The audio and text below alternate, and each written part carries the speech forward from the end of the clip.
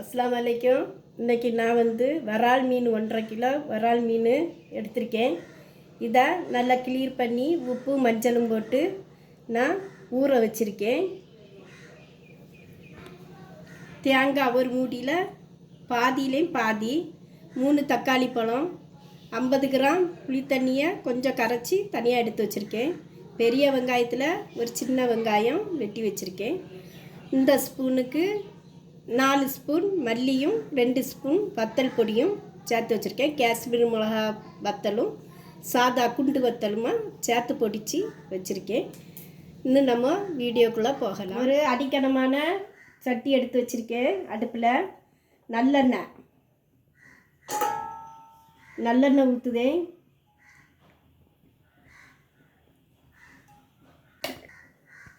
வெந்தயம் 1/2 ஸ்பூனு, மிளகுத்தூள், மஞ்சத்தூள், ஜீரகப்பொடி, மல்லிப்பொடி. நான் எப்பவுமே மல்லி ஜீரகம் மஞ்சள் தனியாக பொடிச்சிடுவேன்.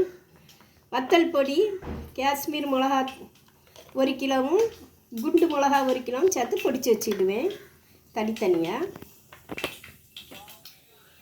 வெங்காயம்,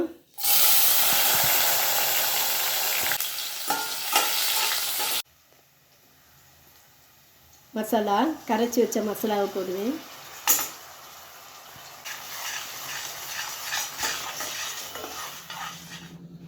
மூணு தக்காளி பழம் சின்ன சின்ன துண்டாக கட் பண்ணி இதில் போடுவேன்.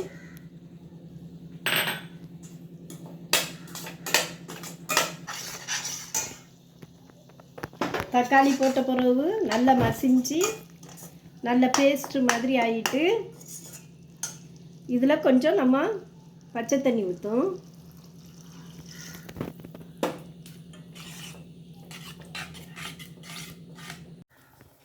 தண்ணி ஊற்றி தண்ணி ஒரு கொதி வந்த உடனே புளியை கரைச்சி வச்சதை ஊற்றணும். இது ஒரு கொதி வரட்டு. அப்புறம் நம்ம மீனை போடணும்.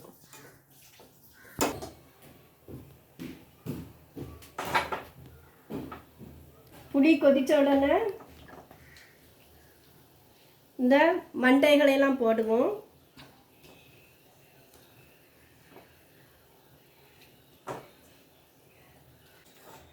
மண்டையை போட்டாச்சு. ஒரு 5 நிமிஷம் கழித்து நம்ம இந்த துண்டு மீன்களையெல்லாம் போடுவோம்.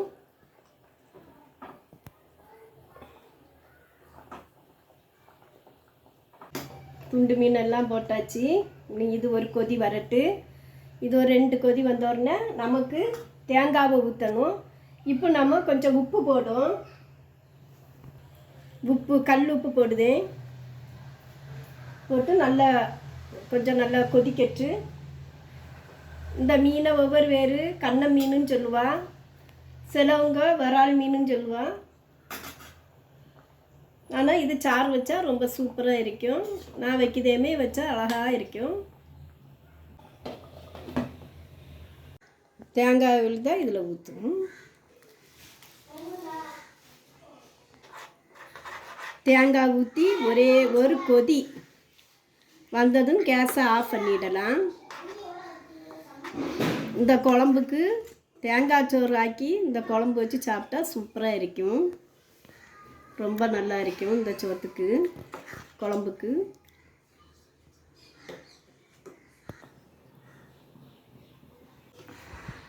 நல்லா கொதிக்குது.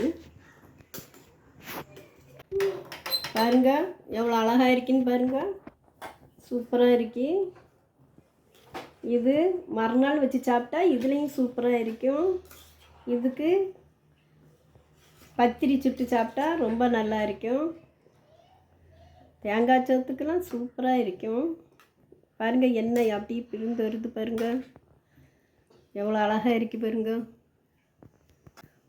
இன்னும் கேஸை ஆஃப் பண்ணிடலாம். நான் 12 துண்டு பொரிக்கேக்கு மீன் எடுத்திருக்கேன். இதில் கொஞ்சம் லெமனு, பாதி லெமனு, நல்லெண்ணெய் கொஞ்சம்,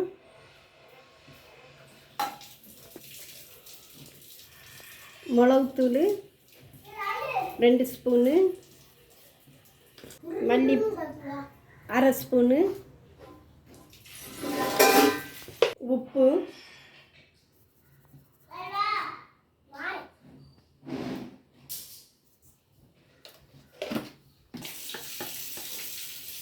பெப்பரு 1 ஸ்பூனு. எல்லாம் நம்ம பிசைஞ்சு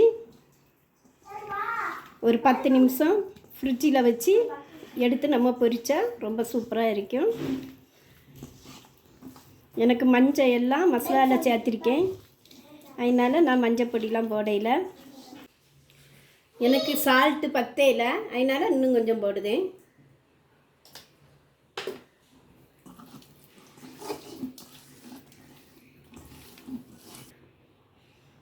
விரவியாச்சு ஒரு 10 நிமிஷம் ஊறினோன்னா நம்ம பொரிக்கலாம்.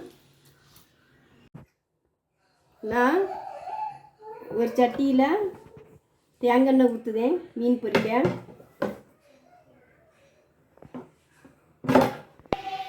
இந்த கரண்டிக்கு 3 கரண்டி தேங்காய் எண்ணெய் ஊற்றிருக்கேன். மீனை பொரிக்கேன்.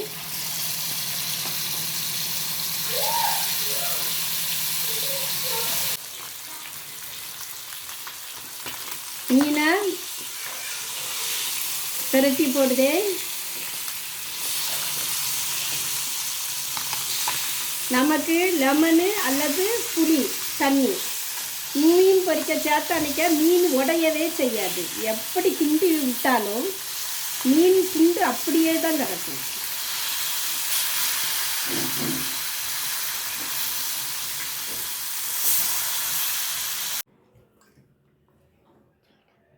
லைக் பண்ணுங்கள், ஷேர் பண்ணுங்கள், சப்ஸ்கிரைப் பண்ணுங்கள், மறக்காம பெல் பட்டனை கிளிக் பண்ணுங்கள். பாய்.